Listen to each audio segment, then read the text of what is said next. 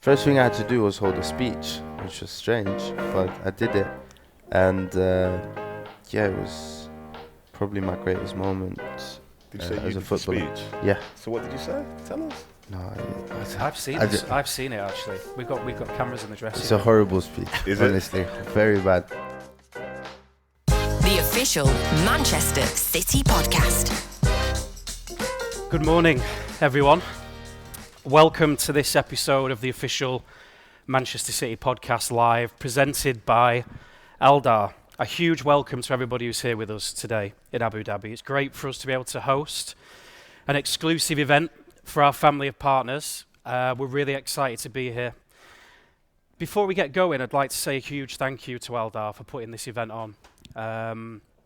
This is a wonderful setting for a podcast. I don't think we expected such an amazing place to be hosting today. So thank you so much to Aldar for doing that. Firstly, we've got a lifelong Manchester City fan who fulfilled his dream by graduating from our academy and playing over 100 games for the club, scoring 5 goals. Please welcome to the stage Mr. Nedum Onuoha. Woo! Woo, woo, woo, woo! Good to Hello, see sir. you. Good to Hello. see you. Take a seat. Morning, everybody. And I am delighted to say we're also joined by one of the finest young talents in world football. So please welcome Oscar Bobb. Thank you.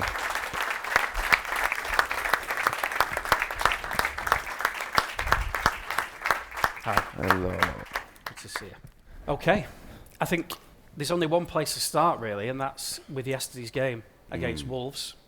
For those who saw it, you'll have seen an amazing finale to the game with another last-minute goal from John Stones. Nedum, I'm going to start with you.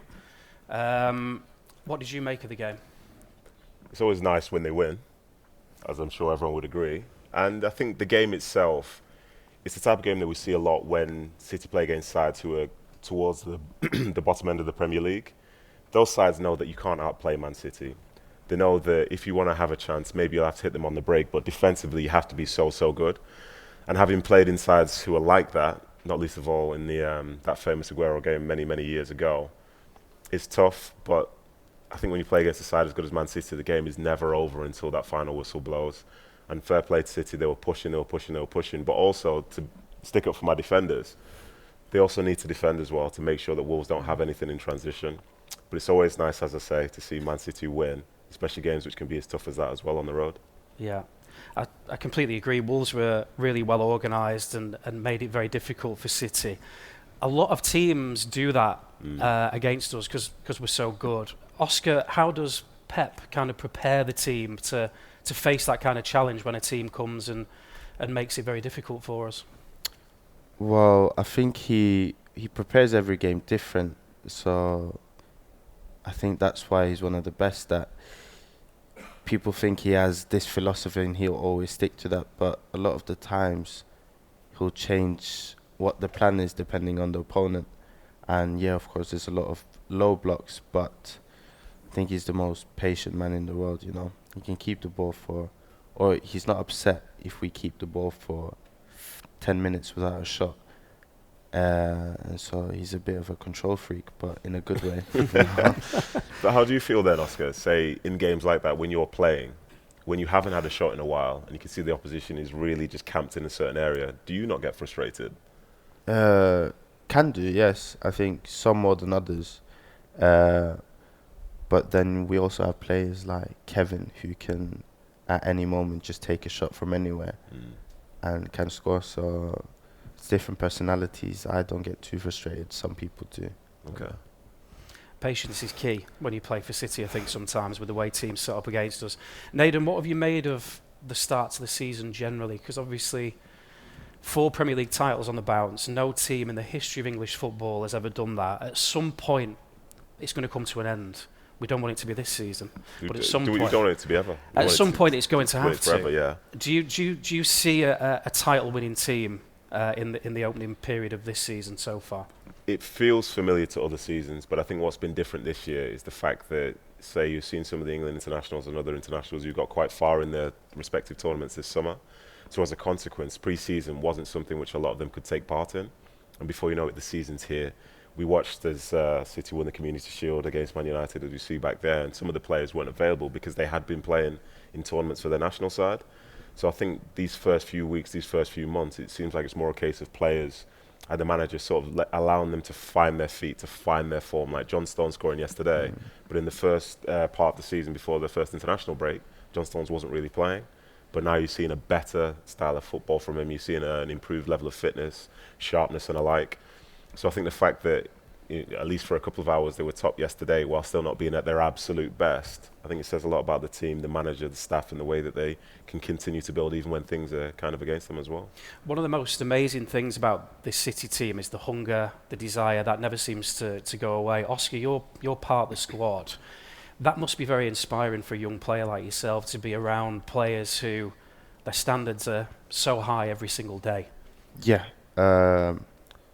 No, I think so. When I got to the first team, you get a random seat in the change room, you know. And Okay, that's different. yeah, I like that. yeah. I And like that. I'm next to Ruben, and I think from day one he showed me what it means to play for Man City. In that, you know, I think one of my first days was after the Super Cup win, and you know we've flown back early morning, or got back early morning straight into training, and the intensity was just at 100%, and I really understood that every day, no matter what, no matter how you feel, how you've slept, you have to report and give 100%, and I think everyone has that mentality.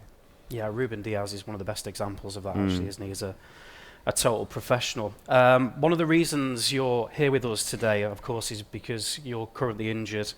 Yeah. For those who don't know, Oscar fractured a bone in his leg during a training session in Manchester. What exactly happened in that session? How did you get injured? No, I was pressing, and then my foot got stuck, slipped with the other one, sort of fell back on my leg, but it wasn't too painful. It was just annoying. Yeah. How's your recovery going so far? Good. I'm enjoying the time out here. Really nice. And yeah, doing well. It's obviously never good for a professional footballer or any sports person to suffer an injury, but for you it was particularly difficult because you were in such good form. You'd had an amazing pre-season and you'd really kind of pushed yourself to the front of the queue, and you know you were going to start a lot of games. How did you cope with that disappointment? I think I was first worried how long I was going to be out, and then I didn't really think of it much. I think or one of the first things my mom said to me was that if you think about what could have been, you'll just get upset. And so I just more focused on when can I be back, how soon can I be back, and that's my new goal. And I sort of forgot about if I'd played or if I could have played. So it wasn't too bad. It was more just getting my mind off football. Brilliant advice from your mum there as well, by the Yeah. way. Mums are always good. Mum's know best, eh? Yeah. Nedum, did you suffer any kind of long-term or difficult injuries when you were coming through as a youngster? I did have some difficult injuries, none as long-term as, say, Oscar's potentially is at this time. I think the longest I was out for was maybe 3 months. But my issue when I was younger is that I had a lot of niggling injuries. So there'd be times when I'd get back into the side, then I'd be out for 4 weeks, then I'd be out for 6 weeks. And I could never really get in the flow of being available for a full season. And for myself, I'll be honest, as a professional, I got better as I got older. It wasn't to say that I was bad when I was younger. It's just that I started to understand later in my career what was important. And I think the fact that, you know, we've got Oscar here is such a huge privilege, because I'm hearing stuff which I think sets City apart. That thing about the random lockers, by the way, within most football clubs, people tend to just go towards their friends, and then before you know it, you have separations within the dressing room. But it's the collective, and that sort of shows that side of things, and also that level of professionalism. Like if somebody's doing more before training, somebody's doing more after training, and then all of a sudden everybody's doing it, that's the culture. And I think the culture which was part of my groups wasn't necessarily that, and it was towards the end of my career. So I had quite a few little injuries like that, and it was frustrating, it was disappointing. Like I've played over 100 games for the club, which I love more than any other. and I wish I played 100 more. But unfortunately, this is just the way that football goes, and you sort of learn the lessons from there. And for me, from being somebody who had so many injuries when I was younger, in the second half of my career, barely missed a game. And even though it's for a different club, one of the highlights of my career was playing every minute of every game and doing every training session throughout a season. And I remember going back to when I was younger thinking I didn't think I'd ever be able to do that. So I think injuries can be disappointing, but his mum's given him some great advice. He's certainly focused on his recovery. And in reality, like, injuries do happen. It's never personal. Accidents happen, things happen sometimes which you can't control. But, Oscar's got good people around him at home, at the training ground, and I'm sure all of us here are very keen to see him back out there on the field when he's ready. Yeah, absolutely. Have you got a time frame on your return at all? No, I think my objective is just to get back as strong as possible. Actually, not as soon as possible. So it might take a few more months, but then, yeah, I'll be happy. Yeah. This is brilliant. This guy knows what he's talking about. Honestly, such a young guy with that perspective. It's the right way to be, because so many people will try and rush back. But then how does this affect you in the short, medium and long term? But I think with the medical team that City have and his mentality, when he's back, he'll be ready and he'll be causing havoc for sure. Come back stronger, not quicker. Yeah. So the pre-season tour of the USA, an amazing time for you. I mean, we played 4 games in America. I think it's fair to say you were the best player throughout those 4 games. How was that? How was that experience for you? That 2.5 weeks. It was great. I think we were in 4 cities. It's amazing to see how big the club has got. I mean, playing AC Milan in New York and you see more Man City shirts. It's crazy, I think. But yeah, really enjoyable. It was also very hot. Met a lot of good people and had a good time. Yeah, I think the City shirts, the Milan shirts took everyone by surprise. I remember myself and Sarah having a conversation about it, just trying to take all that in, because I don't think we expected it. The same when we went in Orlando, we played Barcelona and we had more fans probably there. More, Yeah, it was crazy. Rewind 12 months from that US tour, we went to Asia. Yep. And that was kind of where you just started to break through. Yeah. So then 12 months' time for you to be one of the senior players on the US tour and be our best player, that's a rapid 12 months. How would you describe that journey that you were on there, that 12 months journey? So before we went to Japan, Japan and South Korea, I was very uncertain on whether the manager or whether I was in his plans or not. And so I went on the tour thinking I'll obviously do my best, but I'll probably get sent out on loan or whatever. But then played a few games there, and we got back, and he pulled me one day and said he wanted me with the team for the season, and said that he trusted me in that way. And then there was nothing else on my mind. I just wanted to make my debut, get as many minutes as I could, and in the end, we had some great moments last season, and I was so happy to take part. Fantastic. What have you made of Oscar's progress, Nedum? He's not bad, is he? Yeah. He's not bad. No, he's very, very good, and I think if you get the chance to watch some of the academy talent that's not currently in the first team, you can see the potential stars that are there. And Oscar was somebody who was being spoken about, but I hadn't seen him. And then when he made it into the first team, you could see that he plays in a way which is so mature, but then it fits perfectly in line with, say, the way that the team plays. But he's also different. And I think that's the key. You don't necessarily want to create the same player over and over and over. You want to create players who are perfect for football and the style of play for today. And I think Oscar is that. But then, as you can all hear, sounds like he's a great professional as well. And to have that from such a young age is probably one of the reasons why he's able to be in that first team, to be doing so well for Norway. And I've really enjoyed it. I think I take great pride in seeing people come through the academy and do well. My path was one which was similar, but my path started because, say, someone like Sean Wright-Phillips first came through and he inspired me to do it. I remember ball boying for him at Main Road when he was in the Youth Cup. So to then get a chance to play with him and then to see so many others come after that and to see Oscar doing it now, it's a great case for the academy, and and as I say, it makes me really, really proud. I think it has to be said as well that to actually break into this City team, you've got to be You've got to be all right, yeah. You've got to be very, very good. It's the best squad of players in world football. I think there's no doubt about that. So that's testament to Oscar's ability, isn't it? Absolutely is. And could I just mention one thing? So working in media now, I have to watch a lot of games, and some stats are good, some stats are indifferent. But there was a stat which I heard 2 weeks ago, which was probably one of the best ones I've heard. And in the Premier League, 2 match days ago, over a quarter of the goals scored in the Premier League came from City Academy players who played in the Youth Cup final in 2020. Yeah. A quarter of the goals. Yeah. Because we're talking about likes of Morgan Rogers, I think Cole Palmer scored as well, Taylor Harwood-Bellis, Liam Delap. Yeah. And that's just in England. And you look abroad and there's even more. The City's Academy, it's amazing. Yeah. It's amazing. It's just an example to say that Oscar is the type that's made it into the first team, and he's got the potential to be a huge star. But for some people that don't, these are still people playing at the top of their profession. I think the coaching, the infrastructure, the scouting, and just the way the club works, it allows people an opportunity to be the best that they can be, and it seems that some of the best definitely do play that. So last season was your breakthrough season, really, and there was one game in particular that stood out. That was Newcastle away. For those who don't remember the game, City won 3-2 with a last-minute goal that Oscar scored. It was a breathless encounter, and that kind of shifted the energy a little bit, I felt. When we won that day, that for me was the start of the kind of title-winning charge, if you like. It was a really, really important day. Before we come to your goal, which was an unbelievable moment for you, I just wanted to talk a little bit about Kevin De Bruyne, because he came back after a long-term injury in that game, scored within a couple of minutes of coming on, and then set up your goal.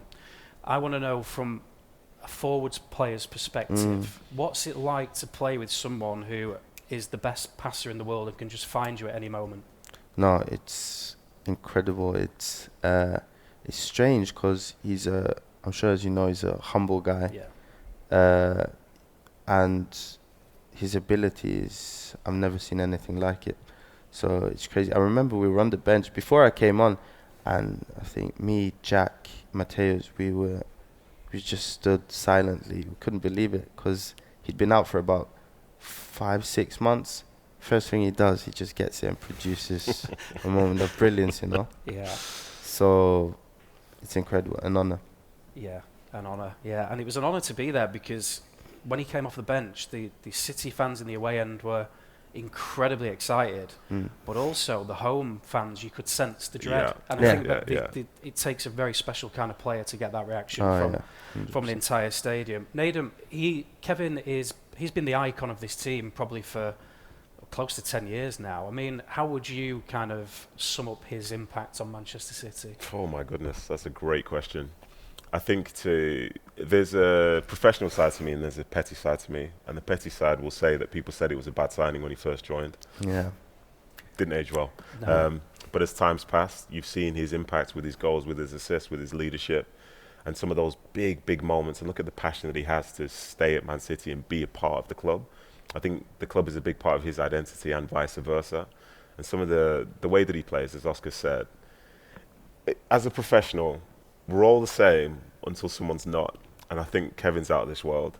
Some of the stuff that he does, other people couldn't even try it, let alone do it. His vision is second to none. And since I've retired and I watch games from higher in the stands, I see more passes that are on now. But when you're down there at like pitch level, those passes aren't on. It should never be a thought to even try, let alone execute in the way that he does.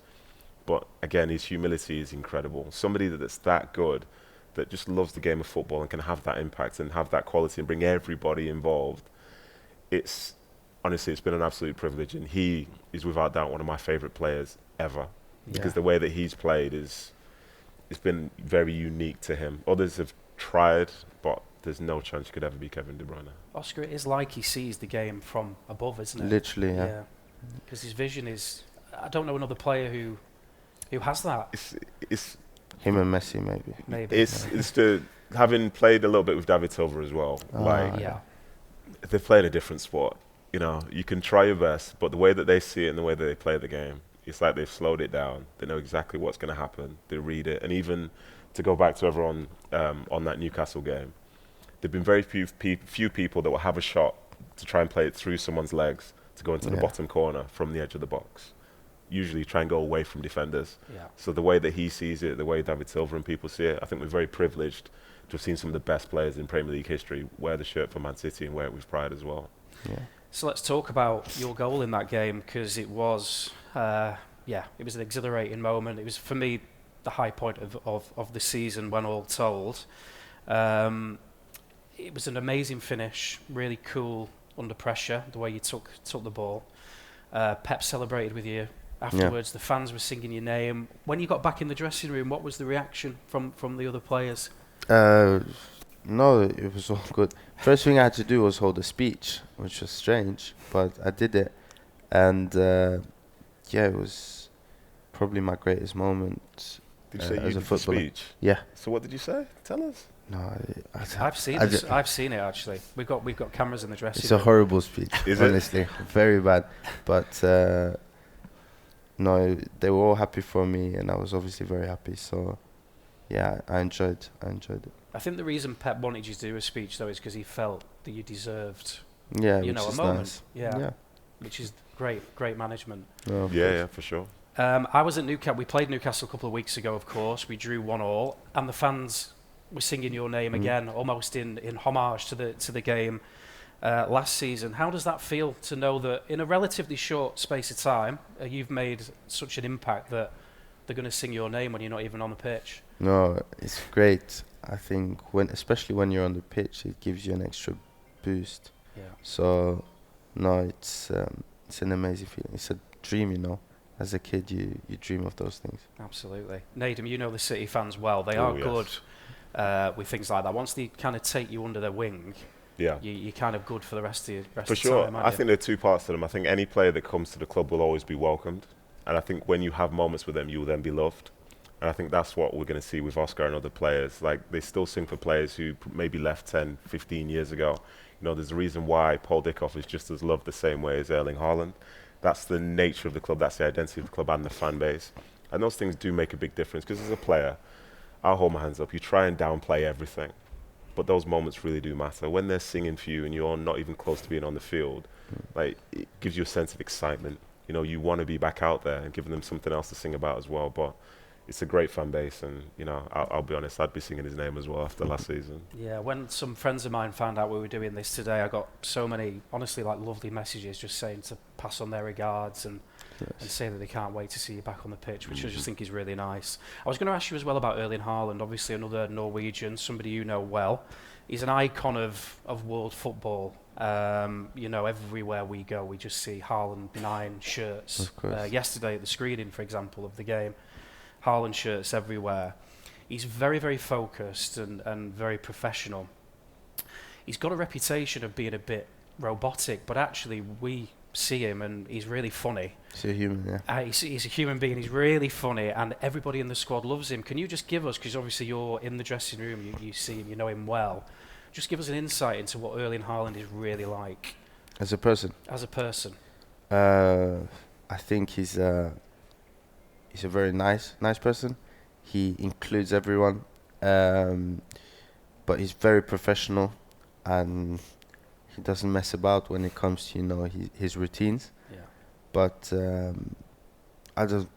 I can't say anything but positive things about him. He's helped me a lot. An example is on the US tour, the youngest kid who was there was Stephen Mfuni, and I seen first day or second day, Erling takes him in, and as soon as Erling takes you in, you're accepted. Yeah. Okay. So I think he wants the people around him to feel well, and I think that helps him as well feel good. So That's a great little awesome. insight there. Nedum, when you hear that, what does that make you think as a former pro? It doesn't surprise me, but I appreciate the fact that that's who he is. And I think some of that is probably why I say 2 seasons ago when he's breaking the Premier League goal-scoring record, all the players are really happy for him, but he's going to talk about how everybody else helped him do it. I think it's not just recruiting the talent, it's the mentality as well. And for Stephen Mfuni, like, he's a young left back, isn't he? Can you believe that? Because for me, again, there are times when you're in the academy and you're watching games, but you're not really part of it. Then all of a sudden, Erling Haaland's taking you in and you're like just chilling together in the US. That's an amazing feeling, and that would be so important for Stephen. But then that's who Erling is. That's the culture of the football club. That's the culture of the players within it. And this is one of the best players in the world doing that to somebody who most of us will never have heard of before. Yeah. I think it says a lot again about the culture of the place. Yeah, I'm not going to lie, as a fan, to hear that is just, it's amazing. I'm going to ask you a really difficult question about Erling now, because I'm sure there's thousands of people who've tried to answer this, but why is he so much better than 99.9% of the people in the world at putting the ball in the back of the net? What are those factors? Well, I think number one, his finishing quality is better than 99% of the world. Yeah. But also, I think it's that he can go a full game or he can have 3 1-on-1s and miss, and he won't be shy the next time. He'll keep going. I think he's the only one in our team that has that confidence in front of goal, and I think one of the things that's really positive about him is you see a lot of strikers, and you'll know from your time, the team can win 2-3-0. If they don't score, they're not happy. Yeah. Mm-hmm. Erling's the opposite. Yesterday, you see him celebrating like a madman, you know. So he wants the team to win first, and then he just wants to help. And I think that makes everyone like him and want him to score even more, because he's not selfish, you know. Yeah, it's funny you mentioned the celebration thing, because we've had that discussion. We're doing a bit of a project on him at the moment, and that was raised that he celebrates other people's goals like a madman. It's great to see. Nedum, as a former defender, yes, if you were coming up against him in a game tonight here in Abu Dhabi, what would you be telling yourself before you go on the pitch to try and minimise his impact? That's a fantastic question. Yeah. Can we have extra players? I think for me, Oscar's talking about his finishing, how good he is. Well, he's also practices that a lot, but he's also got a little bit of something within him whereby he knows how to find the right places to be. But to add to that, he's 6'4". He's one of the quickest players in the league. He's one of the strongest players in the league, and his desire to score is second to none. So realistically, this is why I'm retired, because I don't want to have these moments. But in all honesty, I think there were times where players will be in a battle with him and think that they're doing well. But as Oscar said, Erling has so much belief that when the opportunity comes, he'll be ready for it. Yeah. And it might not be in the first minute, it could be in the last minute. People externally, because I work in media now, people almost project their frustration onto the field, saying, he's not having enough touches, but he wants to have an important touch. And his patience, his ability to keep moving, to keeping people honest, because when he makes a run in behind, you're going to have to try and go with him. But he's probably quicker than you. Yeah. And you just hope that the ball doesn't make it there. I think he's an astonishing player, and as a defender, you do everything you can to make it as hard as possible. But at some point, we have to have a conversation where we say some of the best in the world are the best in the world for a reason. And at times you have to hold your hands up. And I think with the way that Erling's played throughout his career to date, sometimes you just hope that he has an off day instead of you being able to definitively stop him. Your EDS manager, Barry Murphy, who is a huge fan of yours, he described you to me one day as a street footballer, and what he meant by that was you like to pick up the ball and beat players. And we find, as fans, that's a style that we love to see. We love to see defenders, people go past defenders. Nedum, I'm going to say to you first, this opinion is not based on any data, but I feel like people who dribble and go past defenders are on the decline. There's less of them. Would you agree with that? I think there's potential for that. I think from when we were younger, it was more a case of wingers, whereas now it's more like wide forwards. Yeah. And I think they sort of see the game in a different way. So outputs are a bit different. Instead of, say, getting to a byline and solely focusing on getting crosses into the box, you need to be able to maybe link with the striker and make runs in between fullbacks. But the street footballer types, I don't know if street footballer really gives them credit, because I think they just play the game in a different way. So there's some players who I play against who, when they come at you, they'll do a step over and they'll try and get a cross in. And you can kind of sense that here's the step over, here's the cross, here's the signature move. But the best players, the street footballer types, are the ones who can control tempo. And I think someone like Oscar, someone like Jeremy and other players, they'll slow you down, they'll speed you up, they'll slow you down, then they'll burst and do something, and before you know it, like you've almost been under their spell, as opposed to knowing what they're going to do. So I think that has changed, and to be able to have as many as we have at City, and like for the way that Oscar does things, like seeing some of his goals in pre-season, I'm thinking, well, what would I do here? What would I do here? And I'd probably do the same thing as the defender and just watch him score. That's the downside of it. And I think there is a skill to that. Not everybody's trained in that way, but you can almost tell by somebody's upbringing within football will dictate how they play when they're older. And Oscar can obviously play in that structure, can do things in a way which we see a lot of. But what you don't want as a defender is somebody like him with space coming at you 1v1. Because in reality, I don't know if this is the way that you think about things. Like, do you remember a few years ago when Bernardo Silva ran past about 5 Liverpool players at Anfield and nobody could tackle him? Bernardo Silva's like smaller than this table, but somehow he could get past everybody. Yeah. And it's because they're good at manipulating the ball and seeing where the defender's going to go. And I think that's one of the fundamental changes in football across the years, is that back in the day, the defender watches the attacker. Now it's like the attacker's watching the defender. And the moment you give them something, they'll take it, and you're in a world of trouble. Obviously, your style, beating players, going past them, that's, I'm sure most of it is natural, but is that something you've worked on as well? And have you always been that style of football, or did you start out something different?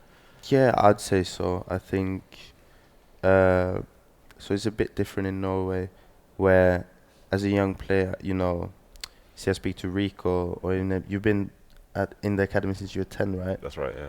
Rico since he was similar age, but meanwhile I wasn't in an academy till I was about 14. So every day when I was playing football, I was just playing with my friends, and we didn't really do any tactical work or anything. It was just small-sided games. So it becomes just try and dribble as many as you can, and that becomes our style, kind of.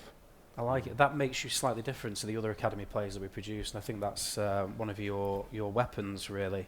Nedum, if you were, as somebody came through the academy and has now finished their career, if you were to write a letter to yourself before you started your career with advice, what would you be telling yourself? It's a good question. You've done well there. That's a good question. Thanks very much. No, it's a pleasure. So looking back, I think people can say they have regrets, but I don't necessarily have regrets, because whichever decisions I made then allowed me to be, say, here, for example, and to have had a 16-year career. I think there are times when I wish I knew more. I think there were times where I wish the environments that I was in were more conducive to like young players being able to thrive and prosper. I don't think that was necessarily the case when I was younger, but I think it'd be more a case of, if I could look back, telling myself to pay attention to the right people. Like James Milner, former City player, he was one of the most professional players I ever played with, but when he was younger, he was perceived to be too keen. But James Milner's still playing today, and he's a year older than me. So I think it'd be a case of, as I say, paying attention to the right people, continuing to work on your craft, and not sort of face the social pressure of people telling you that doing too much or doing more is a bad thing. Doing more is a good thing. Doing more is the standard now, to where doing more doesn't even feel like doing more anymore. It's the case of being a professional. So I'd like to lean into that, and maybe that would have meant that I was more available at the start of my career. Yeah. And who knows, maybe my career could have gone in a slightly different direction. But again, I don't regret anything, because I got a chance to play for the team where I came through the academy. I was a ball boy. I've played, I've beaten Man United, I've scored goals, I've done it. I've done all that, and I feel immensely proud of that.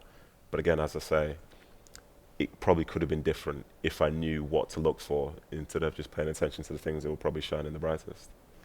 Oscar, how do you feel in terms of the support that you get from the club? Obviously on the coaching and the technical side, Pep's team, all that's covered off perfectly, but the club offer a real package for players, don't they, to make sure that you've got everything at your disposal. How does that make you feel as somebody who's embarking on a career?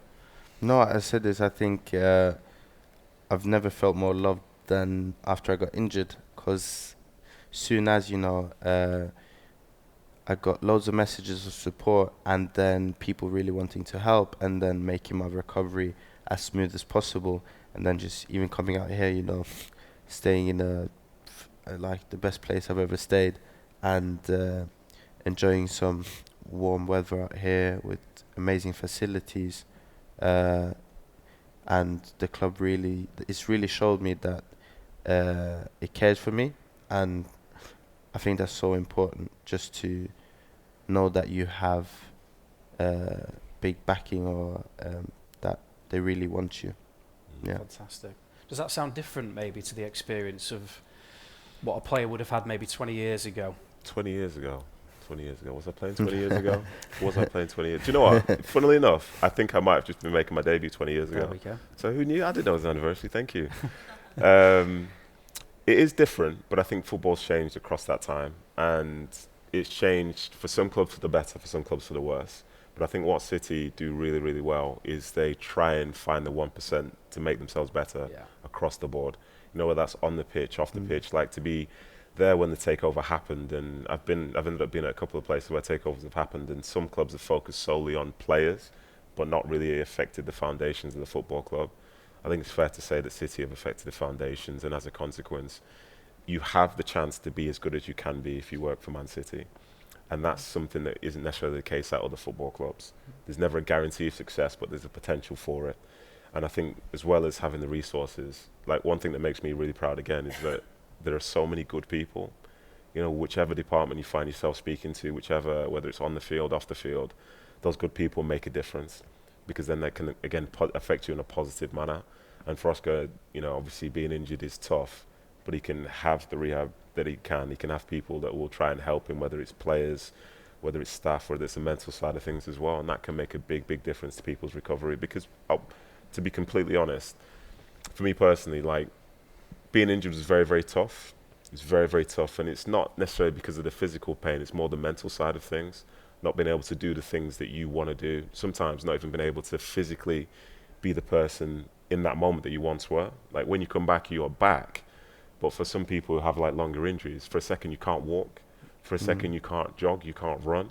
You're going through all of these little processes, and when you have support around you, people showing you and telling you that you will get better, that can make a big difference. And you know, I'm obviously incredibly biased, but I think this is the best football club in the world.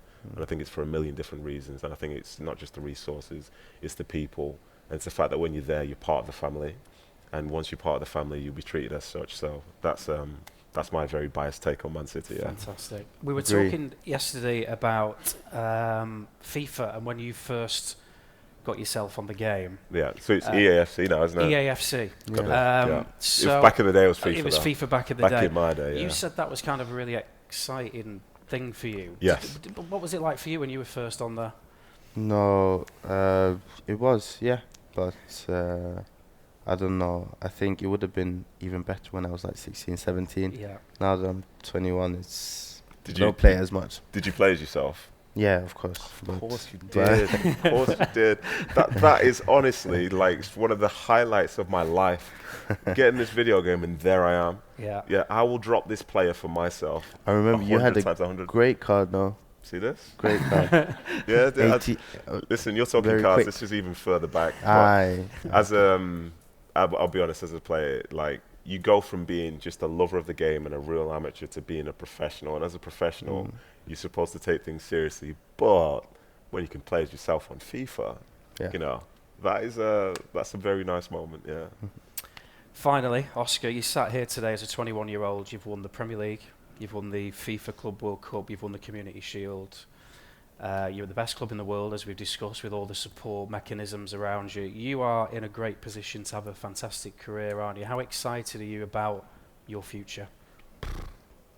No, I think getting the opportunity to be under this manager and play for this club, of course, has always been a massive dream. And it can feel kind of surreal sometimes, you know, just reporting for training, and then you step out onto the pitch and there's Pep, there's Kevin, there's Erling, you know. So it's been surreal, but I feel now that I've been injured and outside the bubble for a bit, I've really realised how cool it is. So I can't wait to get back, and I can't wait for the rest. Yeah, we can't wait to have you back and watch you progress over the next few years. That brings us to an end, so please show some appreciation for our guests, Nedum and Oscar Bobb.